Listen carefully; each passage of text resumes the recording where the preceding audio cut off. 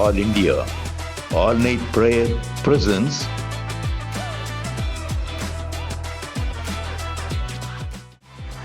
அர்ப்பணிப்பின் நேரம்.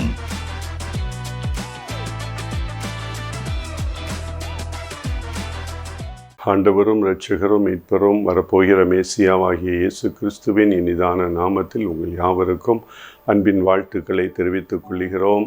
1972 என்னுடைய தகப்பனார் மறைந்த ஆபிரகாம் ராஜபாண்டியன் ஐயா மற்றும் தேவ ஊழியர்களால் ஆரம்பிக்கப்பட்டது தான் இந்திய தேசத்தின் எழுப்புதலுக்காய் சென்னை பட்டணத்தில் ஆரம்பிக்கப்பட்ட முழுஇரவு ஜெபம். அதற்கு பின்பதாக என்னுடைய தகப்பனார் அந்த முழுஇரவு ஜெபத்தை இந்தியாவினுடைய பல பட்டணங்களுக்கு, பல திருச்சபைகளுக்கு எடுத்து சென்றார். அந்த முழுஇரவு ஜெபம் மட்டுமல்லாதபடி இது ஒரு அகில இந்திய முழுஇரவு ஜெப ஐக்கிய ஊழியமாய் அதை மாற்றி பல பட்டணங்களுக்கு ஜெப முகாம்கள், 7 மணி நேர ஜெபம், 12 மணி நேர ஜெபம், 24 மணி நேர தொடர் ஜெபம் மற்றும் ஜெப முகாம்களை நடத்தி தேசத்தின் எழுப்புதலுக்காய் தன்னை அர்ப்பணித்து அவர்கள் ஓட்டத்தை நிறைவு செய்தார்கள். அதற்கு பின்பதாக என்னுடைய தாயார் மற்றும் ஒட்டஞ்சத்திரத்தில் சகோதரர் சந்திரன் அவர் தலைவராக இருந்து எங்களை வழிநடத்தி கொண்டிருப்பதற்காய் நன்றி செலுத்துகிறோம்.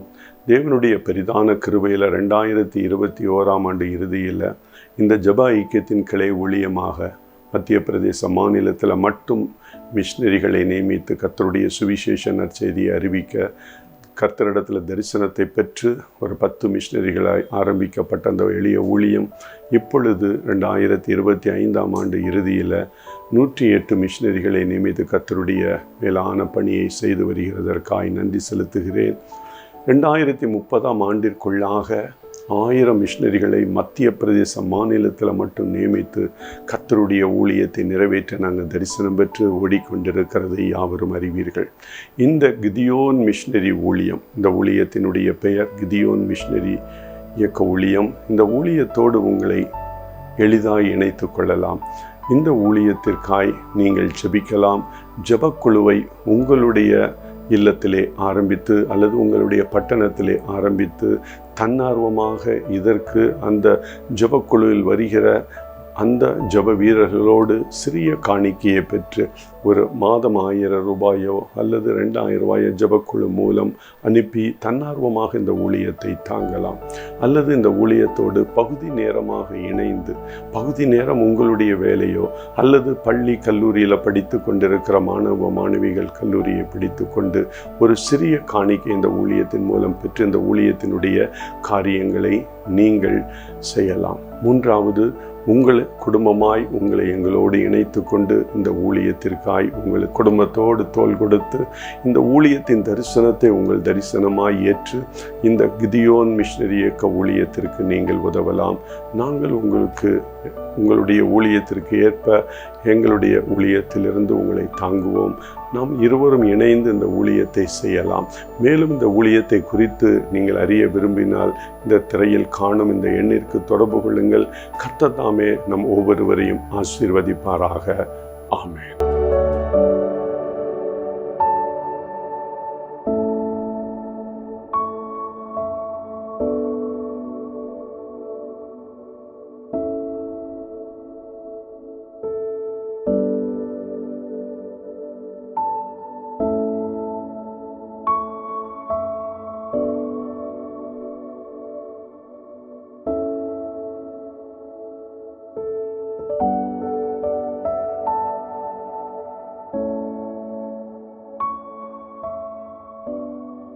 ஆண்டவரும் இரட்சகரும் மீட்பரும் வரப்போகிற மேசியாவாகிய இயேசு கிறிஸ்துவின் இனிதான நாமத்தில் அகில இந்திய முழுஇரவு ஜெப ஐக்கியத்தின் சார்பிலே அன்பின் எழுப்புதல் வாழ்த்துக்களை தெரிவித்துக் கொள்கிறேன். மேலும் நமது ஜெப ஐக்கியத்தின் மூலமாய் 2021 முதல் மத்திய பிரதேச மாநிலத்தில் மட்டும் நடந்து வருகிற மிஷினரி ஊழியமாகிய கிதியோன் மிஷினரி இயக்க ஊழியத்தின் சார்பிலேயும் அன்பின் வாழ்த்துக்களை தெரிவித்துக் கொள்கிறேன். கர்த்தர் ஆசீர்வாதம் உங்களோடும் உங்களுடைய குடும்பத்தோடும் என்றென்றும் இருப்பதாக என்று அன்பினால் வாழ்த்துகிறேன்.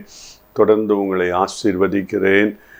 இந்த செய்தி உங்களுக்கு மிகுந்த ஆசீர்வாதமாய் இருக்கும் என்பதை நான் நம்புகிறேன். அநேகர் விடுதலை அடைந்து ஒரு அர்ப்பணிப்பை தேவனுக்கென்று நீங்கள் செய்ய உங்களை அர்ப்பணிக்குமாறு அன்புடன் கேட்டுக்கொள்கிறேன். இந்த அர்ப்பணிப்பின் நேரத்தில் எங்களோடு இணைந்து இந்த வார்த்தைகளை கேட்டுக்கொண்டிருக்கிற உங்களை தேவன் இன்னும் பலப்படுத்துவாராக. இந்த நாளிலும் கர்த்தருடைய வார்த்தைக்கு நேராய் நாம் செல்லுவோம். ஆதியாகமம் 28ஆம் அதிகாரத்தில் பிற்பகுதியில் வருகிற ஒரு நிகழ்வு. யாக்கோபு என்ற ஒரு மனிதனை குறித்து உங்களுக்கு தெரியும்.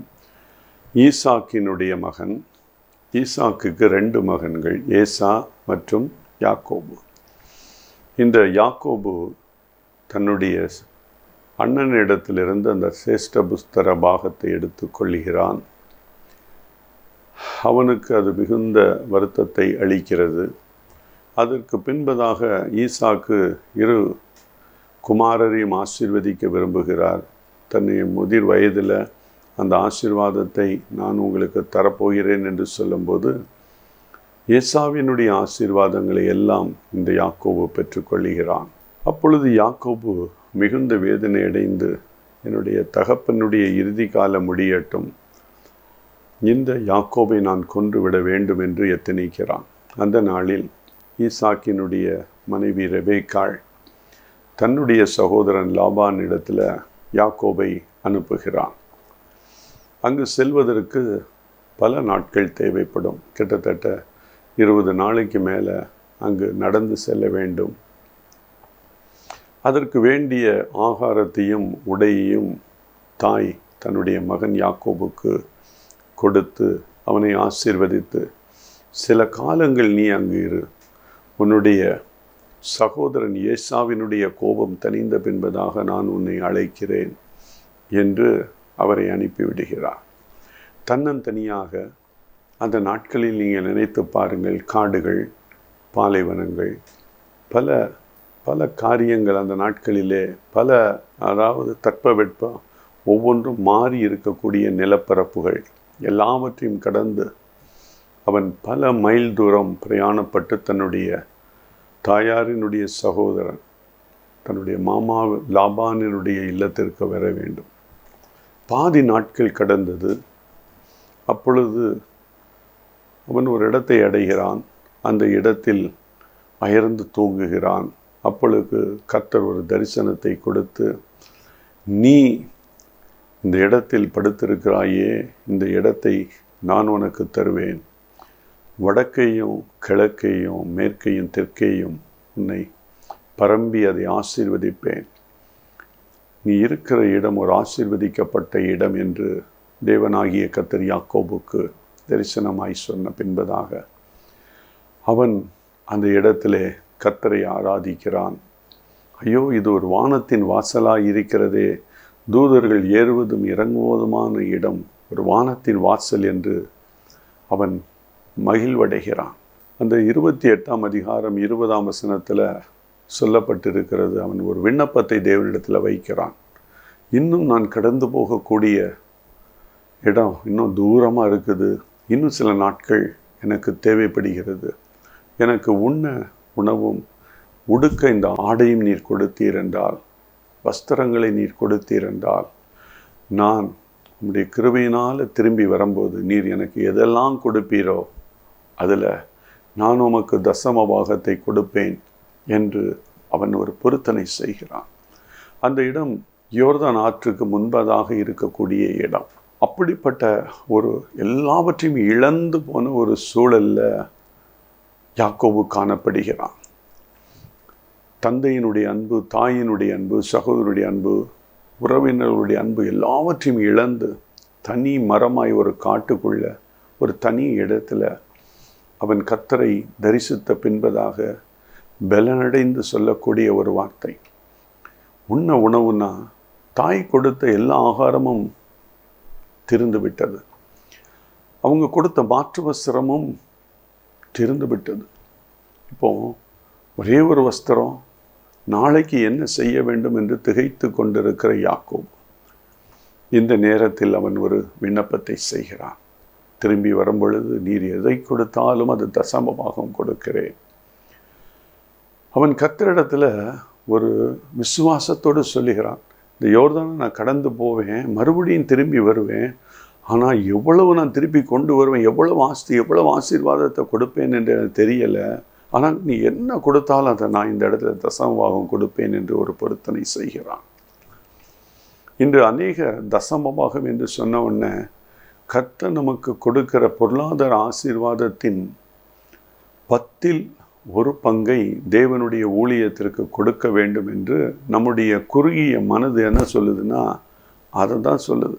1,00,000 ரூபா நம்ம குடும்பத்தினுடைய வருமானம் என்றால் 10,000 ரூபா நம்ம எடுத்து கர்த்தருக்கு கொடுத்து விட வேண்டும் என்று ரொம்ப பயபக்தியாக அதை எடுத்து என்ன செய்வாங்க, உடனே கவரில் வச்சு போதகருடைய கையில் கொடுக்கறத நம்ம பார்த்துருக்குறோம், ஊழியர்களுடைய கையில் கொடுக்கறத நம்ம பார்த்துருக்குறோம். ரொம்ப பணிவோடு பக்தியோடு கர்த்தர் கொடுத்த அந்த கட்டளையை நிறைவேற்றுகிற ஒரு வாஞ்சையோடு கொடுக்கறத நம்ம பார்த்துருக்குறோம். அது கொடுப்பது நல்லது தான், நாங்களும் ஊழியத்தில் அதை உற்சாகப்படுத்துகிறோம். ஆனால் எந்த நோக்கத்திற்காக நம்ம கொடுக்கிறோம்? அந்த நோக்கம் என்ன? மனிதர்களை பிரியப்படுத்த கொடுக்கிறோமா காணிக்க? மனிதர்களை பிரியப்படுத்த தசமபாகம் கொடுக்கிறோமா? அல்லது கர்த்தருடைய ராஜ்யம் விரிவடைய வேண்டும் என்று தரிசனத்தோடு ஜெபத்தோடு கர்த்தர் ஒரு மாதம் முழுவதும் நமக்கு இப்படி 1,00,000 ரூபாய் சம்பாதிக்க கொடுத்த ஞானத்திற்காக, அறிவிற்காய் அவருடைய பாதத்தில் ஒரு 1/2 மணி நேரமாய் காத்திருந்து ஜெபித்து அந்த வருமானத்தை ஆசீர்வதிங்கப்பா என்று சொல்லி அதிலிருந்து அதுக்கு பின்பதாக எடுத்து ஊழியர்களுக்கு நாங்கள் அப்பா இது உங்களுடைய ராஜ்ய விரிவாக்கத்திற்கென்று அர்ப்பணித்து கொடுக்கிற தியாக காணிக்கை, இதை நீர் ஏற்றுக்கொள்ளும் என்று நம்ம கொடுக்குறோமா? இப்பொழுது எல்லாமே பணம் நேரடியாக கொடுப்பதில்லை. ஒரு 20-30 ஆண்டுகளுக்கு முன்பதாக பணம் எண்ணி கையில் கொடுப்பாங்க, எவ்வளவு சம்பளம் என்றாலும். இப்போது நம்ம வீட்டு வேலை பார்க்குறவங்களுக்கு தான் அப்படி கொடுக்குறோம். மற்ற எல்லா நிறுவனங்களும் டிஜிட்டல் பரிமாற்ற முறையில் பணத்தை நேரடியாக வங்கிக்கு அனுப்பி வைத்து விடுகிறார்கள். இருந்தாலும் நம்ம அந்த பாஸ்புக்கையோ அல்லது ஏடிஎம் கார்டையோ எடுத்து கணவன் மனைவி இணைந்து நம்ம ஜெபித்து ஒரு அர்ப்பணிப்போட இந்த தசம பாகத்தை, இந்த காணிக்கையை நம்ம கொடுக்குறோமா? ஊழியத்திற்கு அர்ப்பணிக்கிறோமா? யோசித்து பார்க்கணும்.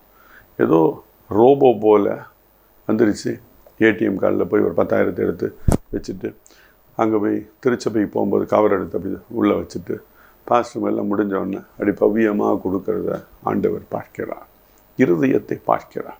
எத்தனை பேர் தசமமாக நம்ம கொடுக்குறோம், ஆசீர்வதிக்கப்பட்டு இருக்கிறோம்.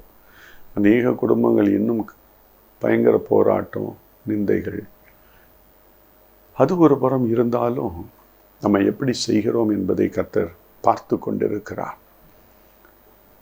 நல்ல நிலத்தில் நம்ம விதைக்கிறோமா என்று நம்ம பார்க்கணும். நல்ல நிலத்தில் விதைக்கப்பட்ட விதையானது தான் 30, 60, 100 பலன் கொடுக்கும். அப்படிப்பட்ட விதை விதைக்கும் போது தான் கர்த்தர் வானத்தின் பலகணிகளை திறந்து இடங்கொள்ளாமல் போக மட்டும் நமக்கு ஆசீர்வாதத்தை வருவிப்பார்.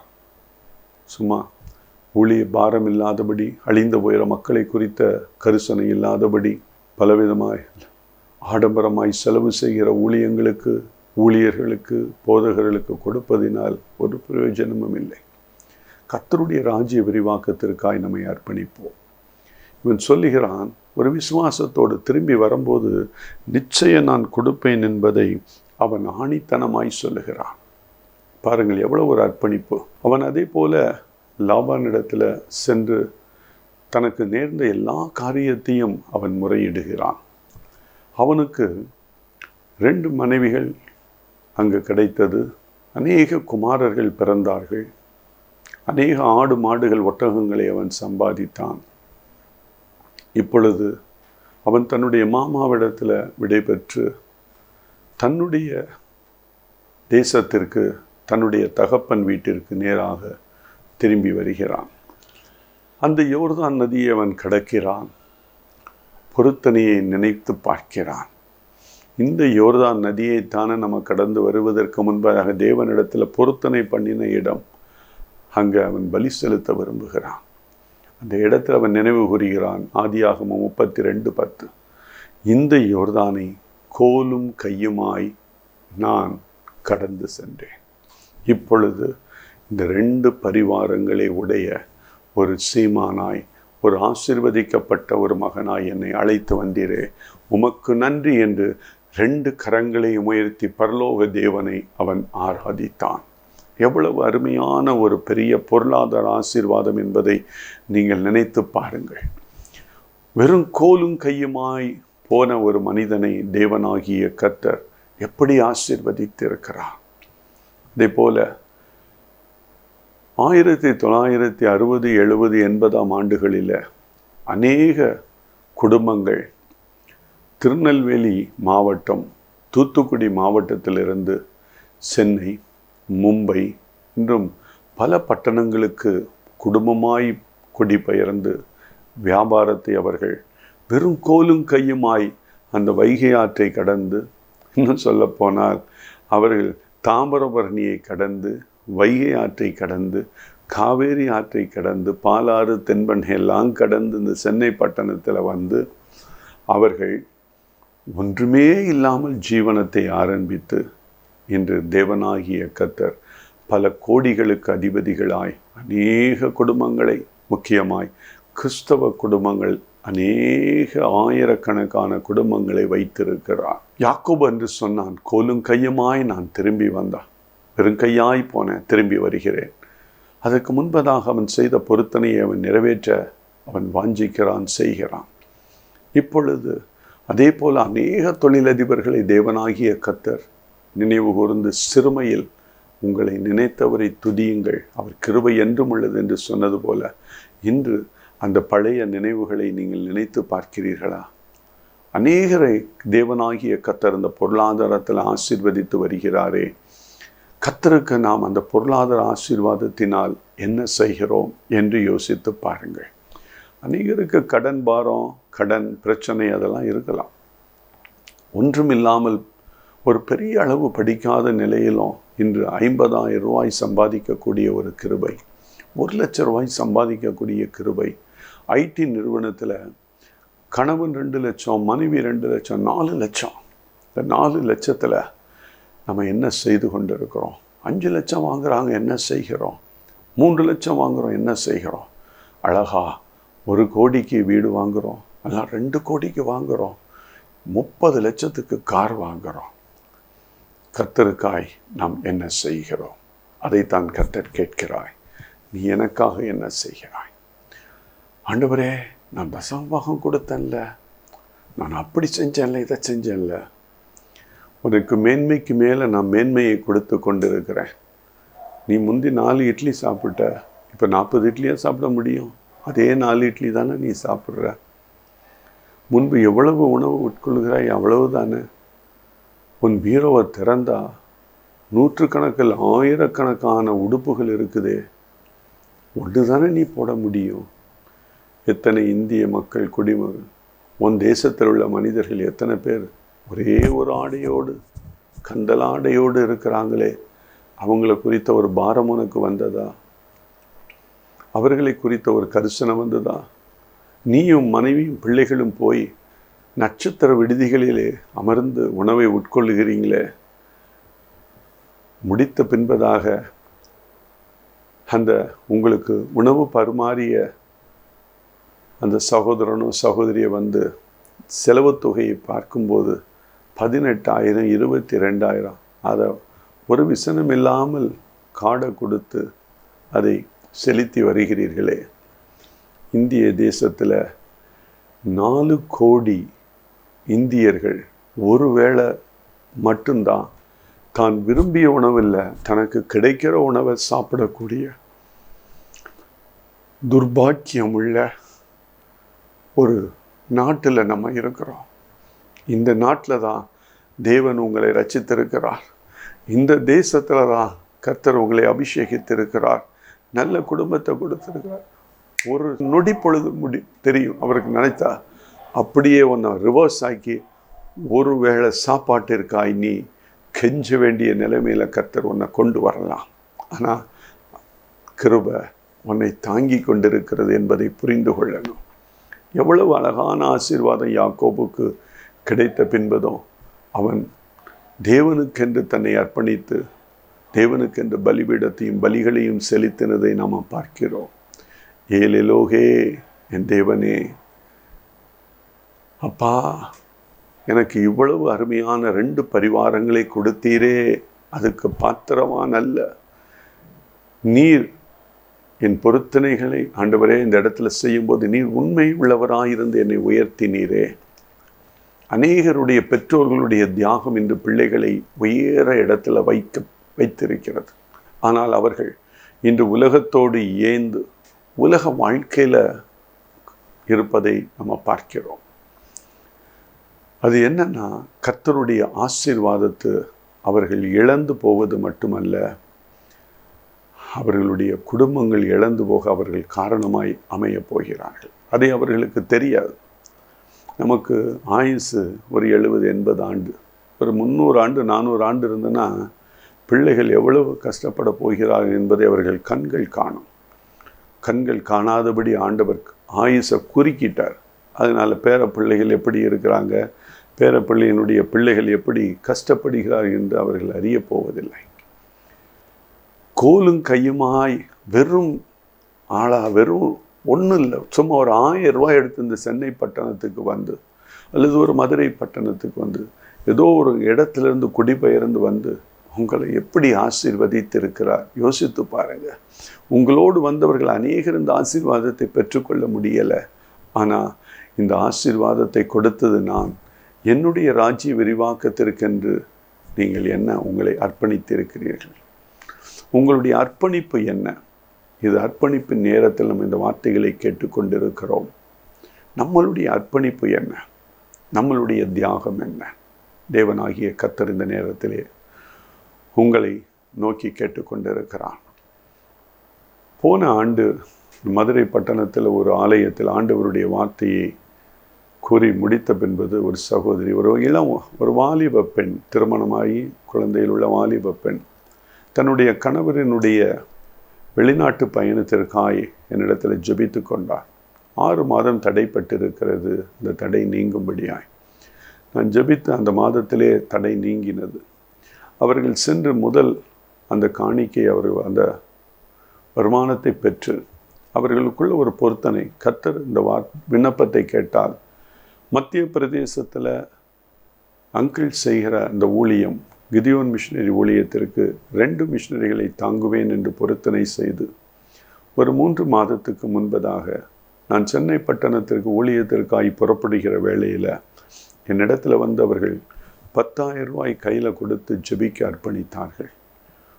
அவர்கள் அந்த வெளிநாட்டில், அதுவும் வளைகுடா நாட்டில், அவர் பெரிய அளவு சம்பளம் இல்லை, ஒரு சாதாரண ஒரு நிலை தான். இருந்தாலும் அவர்கள் அந்த வாலிப வயதில் இன்னும் அந்த மகளுக்கு பெரிய வீடு கட்டணும், வாகனங்கள் வாங்கணும், எதிர்காலத்தில் பிள்ளைகளுக்கு சேர்த்து வைக்க வேண்டும் என்ற அந்த ஆசையை காட்டிலும் என் தேவனுடைய ராஜ்யம் மத்திய பிரதேசத்தில் விரிவடைய வேண்டும் என்று ஒரு பெரிய வைராக்கியம் அந்த சிறு வாலிப மகளினுடைய உள்ளத்தில் ஏவினதினால் ஒரு 30 வயது இருக்கும். அவர்கள் தொடர்ந்து 10,000 ரூபாய் காணிக்கை கொடுத்து இந்த ஊழியத்தை தாங்கி வருகிற ஒரு பெரிய மனதை தேவன் கொடுத்திருக்கிறார். ஏன்னா அவங்க கணவருக்கு ஒரு 1.5 லட்சம் சம்பளம் இருக்கும், அவ்வளவுதான். பாருங்க, இப்படிப்பட்ட ஒரு பாரத்தை கர்த்தர் அந்த வாலிப மகளுக்கு கொடுத்திருக்கிறார். ஆனால் அதை காட்டிலும் எவ்வளவு ஆசீர்வாதம்!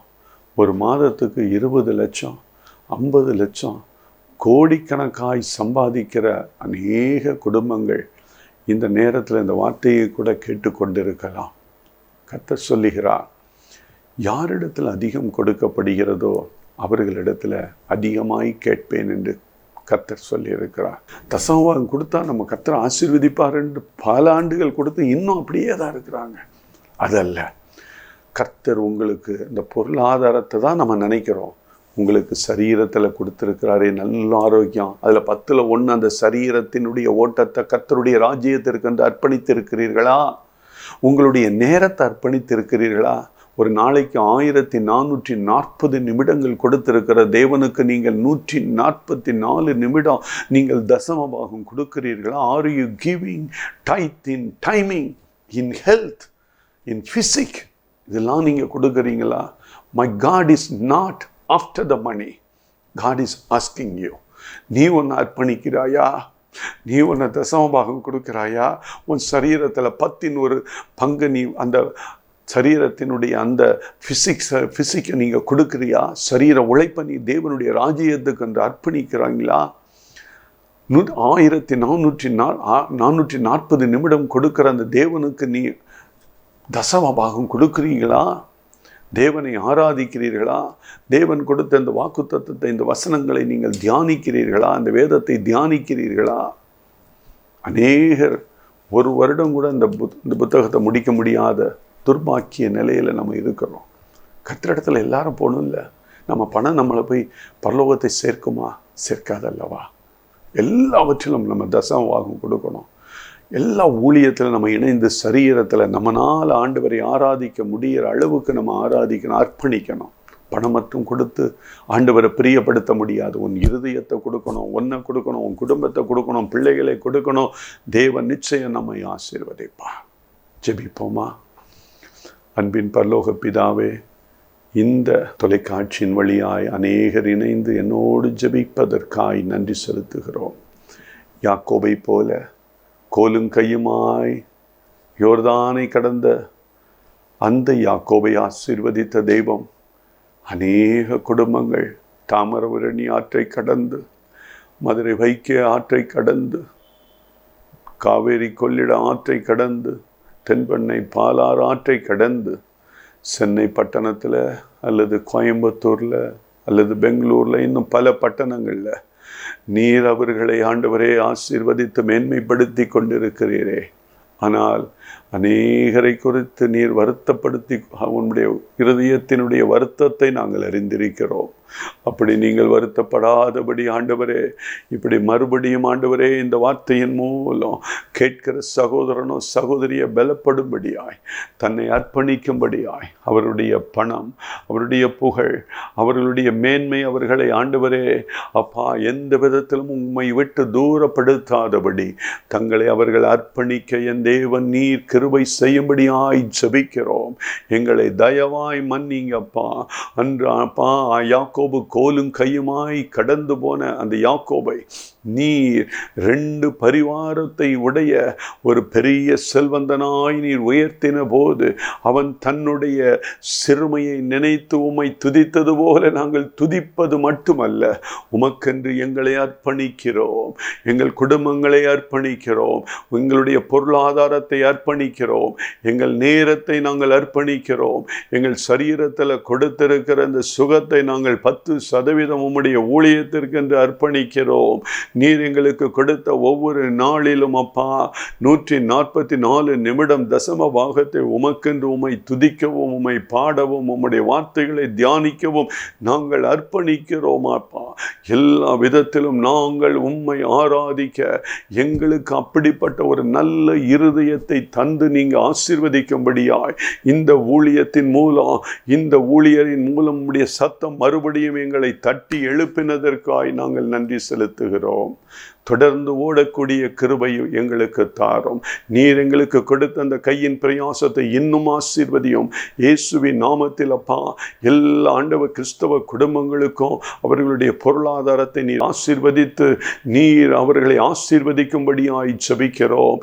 எபிரேயர் 6:14 நீ சொல்லி இருக்கிறபடி நிச்சயமாக நான் உன்னை ஆசீர்வதிக்கவே ஆசீர்வதித்து உன்னை பெருகவே பெருக பண்ணுவேன் என்ற வாக்குத்தத்தம் இயேசுவின் நாமத்தில் இந்த வார்த்தைகளை கேட்டுக்கொண்டிருக்கிற ஒவ்வொருவரையும் ஒவ்வொருவருடைய குடும்பத்தையும் ஆசீர்வதிக்கும்படியாய் ஜெபிக்கிறோம். குடும்பத்தில் காணப்படுகிற போராட்டங்கள், நிந்தைகள், அவமானங்கள், தோல்விகள் இயேசுவின் நாமத்தில் ஜெயமாய் மாறுவதாக, கசந்த மாறா மதுரமாய் மாறுவதாக, உங்கள் துக்கம் சந்தோஷமாய் மாறும் நேரம் இயேசுவின் நாமத்தில் இந்த அர்ப்பணிப்பின் நேரத்தை, இந்த நேரத்தில் வார்த்தைகளை கேட்டு கொண்டிருக்கிற ஒவ்வொருவரையும் ஆசீர்வதிப்பீராக. ஆசீர்வதியும் பலப்படுத்தும். இயேசுவின் நாமத்தில் ஜெபிக்கிறோம் நல்ல பிதாவே. ஆமென், ஆமென். God bless you. Dear children of God, our bank details to send offering as follows. Our account name, All India All Night Prayer Fellowship, bank name, Indian Overseas Bank, account number 06510 00006743. IFSC code IOBA 4444651. Our GPay and cell phone number 8825809981. Below address for sending prayer request, testimony, subscription, offering. Check DD Monthly Magazine. For more details and contact All Night Prayer Fellowship, number 487 Pavalamalli Street, Gomadipuram, 6th Main, Madurai 20. Contact WhatsApp number 83004 48022.